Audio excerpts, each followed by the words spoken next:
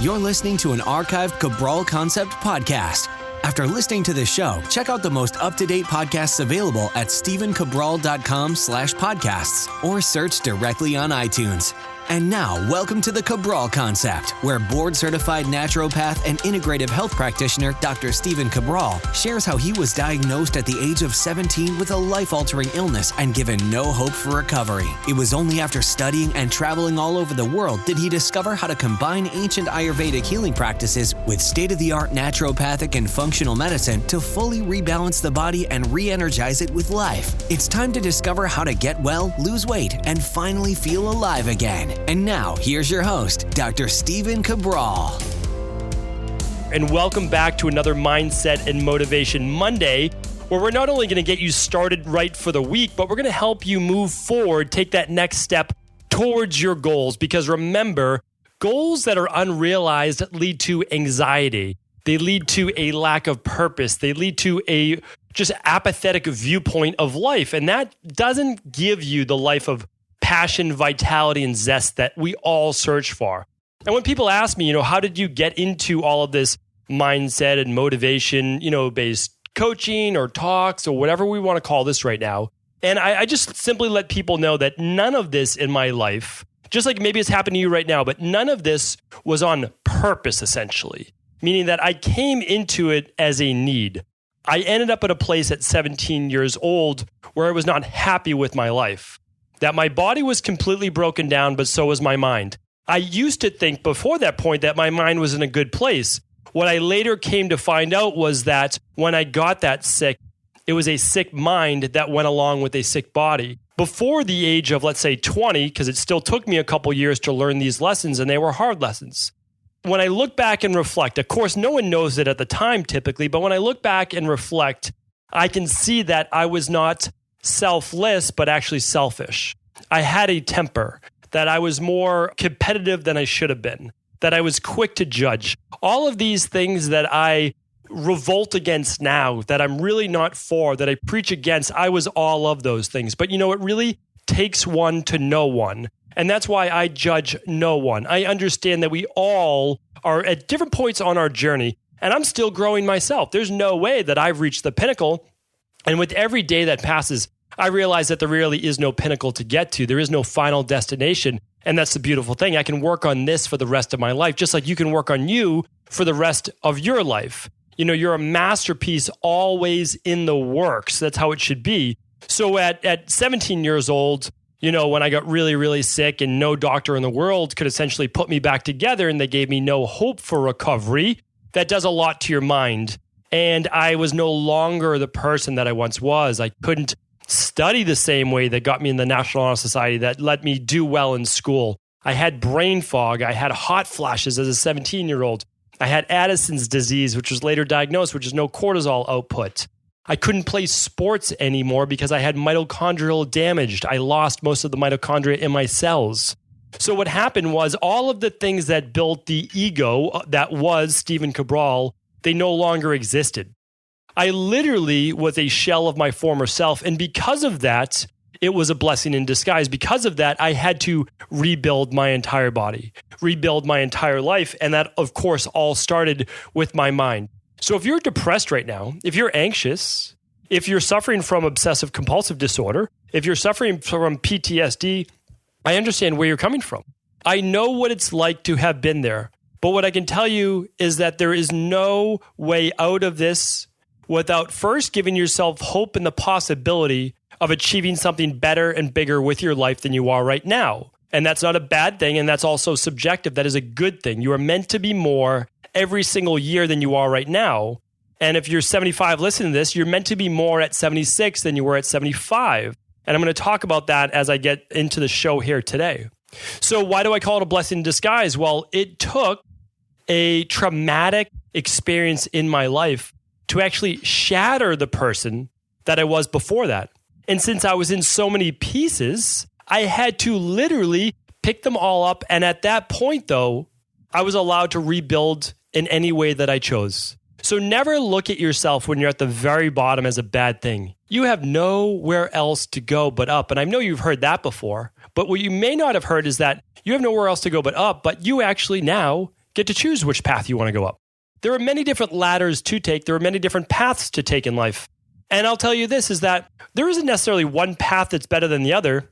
It's simply choosing a path. And that's the problem. Many of us simply don't choose a path or a ladder, and that we start to wallow in this self-pity and this victimization.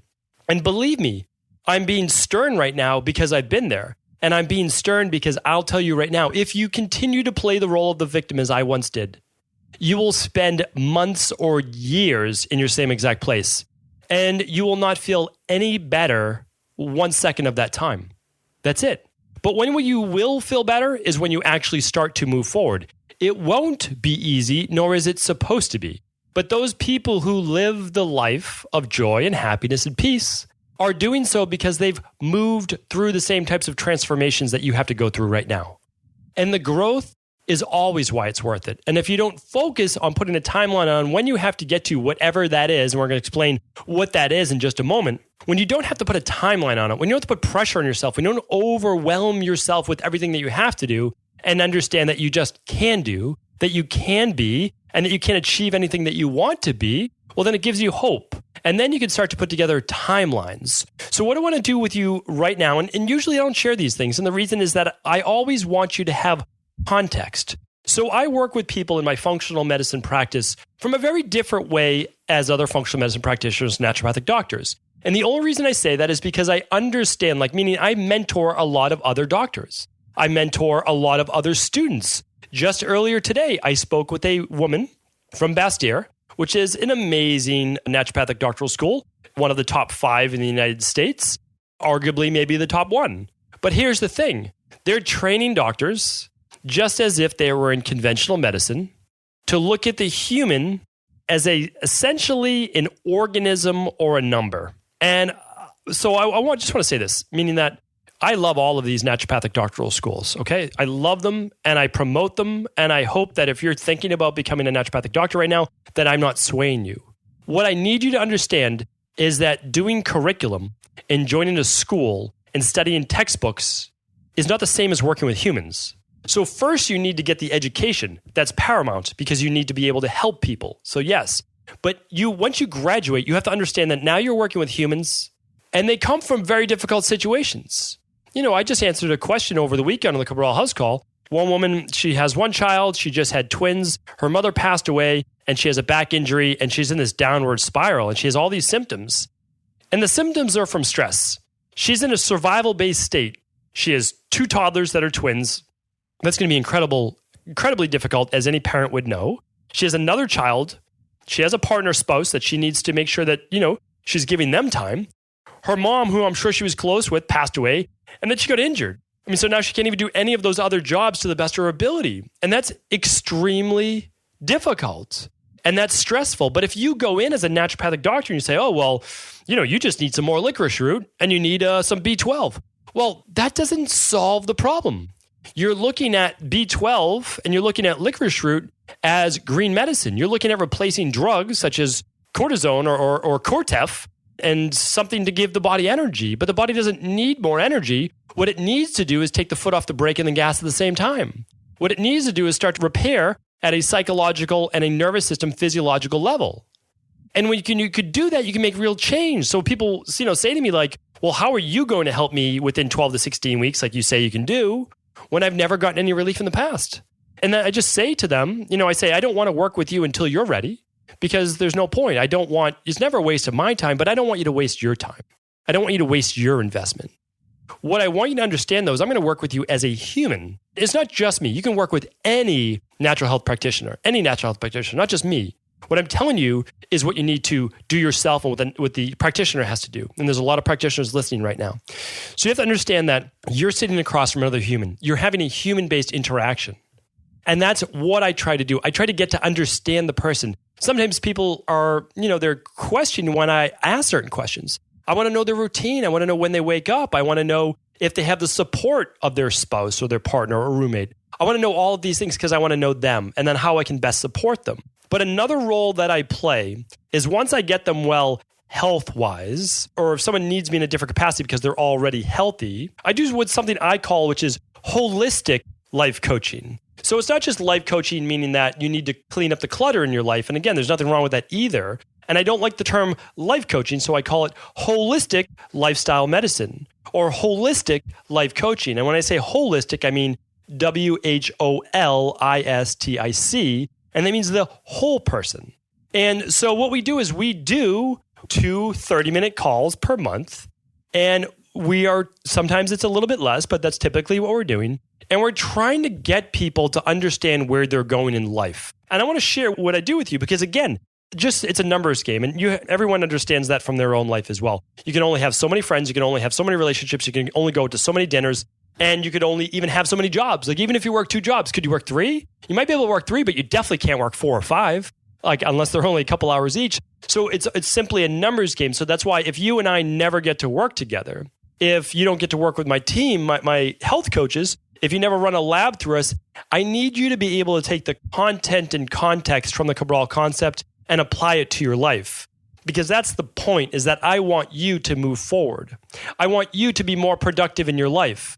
I want to give you the tools in order to do that. So I want to just tell you what I do. The very first call that I do with people is this. I get to know them for about 5 or 10 minutes. I like to understand who I'm speaking with. And then I give them these specific questions to take home as homework. So what I'd like you to do is write these down, okay? I want you to write them down. You might have to rewind the podcast. If you're in a car right now, of course, you're not going to write them down. But you can go back and you can listen. This is around the 12-minute mark or so, the 11th, 12-minute mark of this show. So what I want you to do is I want you to rate these 5 areas of your life. And I've spoke about them many times, but maybe you haven't done it yet. Maybe you haven't done the work yet, okay? Now, there are many other areas. These are just the 5 areas that I see come up over and over in my practice. So we're going to rate these areas. How would you rate your overall health from a 1 to a 10? 1 being the worst, 10 being the best. Couldn't get any healthier right now, okay? So probably most people aren't going to rate anything, maybe really a 10, or maybe they are. So right now, for my own health, I believe that I'm on my pinnacle of health, but I'm still about a 9. There are always things I can tweak. Always, right? There's always little things I can tweak. But I want you to rate your health. Maybe health, remember, as we go through these 5, some are going to be great, some are going to be average, and some of them are going to be poor, okay? And then I'm going to walk you through this process. So I want you to rate, how are you in terms of health, 1 through 10, 1 being the worst, 10 being the best, 5 being just okay, meaning like mediocre at best, not good, 7 would be more like, it's okay, it's average, and then 5 being more poor. Just look at it like that, 10 being the very best. Okay, so how are you in terms of your health? Do you get headaches? Do you have skin rashes? Do you have an autoimmune disease? Are you sluggish? Do you have brain fog? Do you have anything, any energy issues, any digestive issues, any issues that come up on a daily basis? Anything. That's really it. And that would obviously, you give yourself a grade. Okay, now number 2 is, how about your relationships? Rate your relationships 1 through 10. Family, friends, your partner, meaning your spouse, girlfriend, boyfriend, and coworkers as well. If they mean something to you, meaning these are all things that mean things to us. Some people don't really have coworkers. They're self-employed. They do their own thing. Great. You don't have to rate that. But what about your overall relationships? 1 through 10, how would you rate those? How do you feel? How much attention, which you're going to find out, do those need? 1 through 10, okay? Number 3 is going to be spirituality. Now, your spirituality is very different to different people. I grew up in I would say, pretty religious family. And, we had our religious upbringing. And as I've gotten older, I don't hide it. I don't hide the fact that I'm a spiritual person, but I don't have a specific religion that I necessarily gravitate to. I actually see beauty in all of the religions, and I don't necessarily have to say one is better than another. Now, a lot of people do, and that's okay. I'm okay with that as well. And I think that can be perfectly fine, meaning I have very strong convictions about certain things in my life that I believe are better. Obviously, I believe natural medicine for treating autoimmune and any non-acute based issue is better than conventional medicine. That's a strong opinion that I have. So you might believe your religion is better than another one. And as long as it's not harming anyone else, well, I don't have a problem with that. But what I'm talking about spirituality is this, meaning how do you feel about your place in the world? What's your inner peace like? How do you feel you relate to the world around you? That's what I look at. I look at it like a universal based thing. How do you feel about you being here right now? And yes, it is a deep question. And yes, do you feel like you're a part of the overall universe? And that's what I mean by spirituality overall. Now, that can fit within the context, obviously, of your religion. How close do you feel to your specific God or your specific whatever it might be? So just think of it in that terms. I place no judgment at all on whatever your religion may be. But I want you to think of like your inner peace. Do you feel at peace with your spirituality, with your beliefs? Okay. And then the fourth one is going to be this. So I want you to rate your spirituality 1 to 10. How much work does it need, or are you already a 10? And then career. So career-wise, I like to look at it in 2 ways. Are you able to provide for yourself and your family in terms of finances? A lot of people say money means nothing, that it doesn't matter at all. But I'll tell you right now, I don't agree with that. And that's because I see a lot of people struggle. I see them struggle for what they really want to do with their life. I'm going to talk about that in one moment. I see them struggle in relationships, and I see them struggle in families because they're not making the money, or they're not budgeting properly, or whatever it might be, to be able to allow for what they want their family to get out of life or themselves to get out of life. For example, if you're someone that wants to travel the world and you have no money, well, that's a huge problem because now you're not moving forward with one of your deepest desires for happiness, which is travel. Okay. Now you could say, well, you should be happy whether you're traveling or not. Sure, you can make that argument, but I'm not the person to make that argument. I say that person loves to travel. There's something about seeing and exploring the world that they want out of their life. They should have that. Why shouldn't they?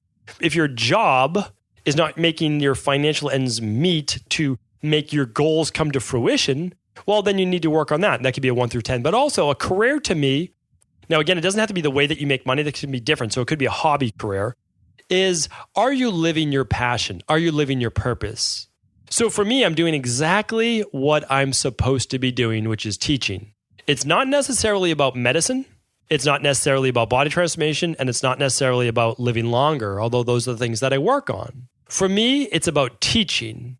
My purpose is as a teacher, not even an educator, but a teacher, someone who tries to impact the world in a positive way because of what they've gone through and now how they see the world. How I see the world is completely different, but it only happened because my entire psychology and physiology was crushed. It was flattened. And I was forced to see the world with a different set of eyes. And again, am I mad then at the dermatologist who put me on 3,000 pills of amoxicillin for 3 years, taking them twice a day? No, I'm not mad. At once, I was very mad. I was very angry that that's what shut down. Essentially, that was kind of like the last straw that destroyed my immune system, that wiped out essentially destroyed the colony of good bacteria in my gut, that allowed Candida to become so overgrown. It not only grew out of my intestines into my stomach, but up my esophagus. And you could see it on an endoscopy. So am I mad at that doctor any longer? No, I hold no ill will. And believe it or not, that doctor was part of my overall journey. And I'm living my purpose. Do I have more to do? Yes. Wait and see what happens in the next 3 to 5 years over at what we'll just call StephenCabral.com, which is just kind of the hub, the website. Wait till you see what we have planned. This is just the beginning. This is literally just the beginning. And I'm so looking forward to that. But everything is around my purpose, which is teaching. So it's all about teaching. Everything you'll see in the future is teaching, but on a grand scale. So now, body is the fifth one. Rate yourself on body. Is your body in the shape that you need to feel good about yourself? Notice I said good about yourself. Notice I did not say stick thin, or overly muscular or anything. My body image right now, very different than when it was in my 20s. In my 20s, I wanted the 17, 18-inch arms. I wanted the ripped abs all the time. I wanted all of that all the time. Now, I want to be in great shape, but I don't need to look like, a cover model in order to be happy. I don't. That is not part of my happiness equation because I realize that superficial, which is okay, a little bit of it, but it's taken too far. So it wasn't right for me, but maybe you're a fitness model and that's your profession and you take a lot of pride in that. Great. No issues with that at all. But I also had to look at it at this point. Me training that hard also was making me more run down and worn out. So I also need to look at it from this point. Body, self-image, yes, but also this is the vehicle that's carrying you through life. And if you don't take care of this vehicle, you're not going to live a long life, But also, more importantly, because I'd rather have good quality years than a long life, let me repeat that again. It's the quality of years, not the quantity of years that matter. I'd be very happy living to, let's say, 85 years old and healthy rather than 100 and decrepit for those last 20 years or so. So always remember, yes, I have no issue with people carrying around an extra 15, 20 pounds because you don't need to be ripped in order to be healthy. But what I do matter and what I do care about is that you're not 50 pounds over your ideal and that your BMI isn't too high, because it does matter. Because we know every risk factor goes up and inflammation goes up, which affects every single disease and risk factor. So that's why when I get you on the journey, we lose the weight, we get well, and then we can talk about anti-aging. But we can't really talk about anti-aging if you're not, within the 15 pounds or so of your goal weight, 20 pounds max. And we can't really get well until we start to lose some of that 50 pounds or 100 pounds. And then we can talk about the anti-aging. So we're going to rate yourself in terms of your overall body. It does not have to be perfect for you and in terms of health, okay? That matters. So now that you've rated those 5 areas, that's what I ask people, you rate them. At the end of the call, I say this. Good, I'm glad that you rated those for me. Here's what I want you to do. Here is your homework. So if you've already thought about where you're at, good, here's your homework. Which ones were in a 9 or a 10? Write them down. And if you can figure out which ones were in a 9 or 10, now I want you to ask yourself this very important question. What would it take in order to bring those ones that weren't a 9 or a 10 up to a 10? If you're at a 7 right now in terms of health, what would it take to get to a 10? Relationships, you're at a 5. What would it take in order to get to a 10? What would have to happen? Spirituality, what would you have to learn, be, or do in order to get to a 10? Career, what would it be? What career? What is the ideal career? What would have to happen in order for that to be at a 10? And your body, what would that have to look like? Okay? What would it have to look like in order for that to be a 10? And I want you to think about this. This is not a 10-minute exercise. I want you to really think about this. Meditate on it. Just think about it. Ruminate on it. Figure out what would it take for those 5 areas to be a 10. Once you've figured that out and you realize that you don't need to work on all of them, but this area is going to take a little bit more work, then you can start to know where to put your focus. A lot of people right now don't know where to put their focus because they've never done exercises like this. We're not taught these things in school, and it's unfortunate. Because if we were, we would know from a very young age what our passion is, what our purpose is, and how we're supposed to live life, how we're supposed to interact with other humans. But since we don't know these things, too few of us do, we have poor relationships. Career is not what we thought it would be. Our body's falling apart. Spirituality might be not where it is. We're just questioning too much. And our health is starting to go downhill, sometimes because of all the other 4 factors. So what I want you to do right now is rate those. And then I want you to say to yourself, what would it take? What would my life look like? What would my health look like? What would all of these things look like if they were a 10? When you answer that question, and again, that question will change over time, but when you answer that question today, you will now envision and see what the life of your dreams look like.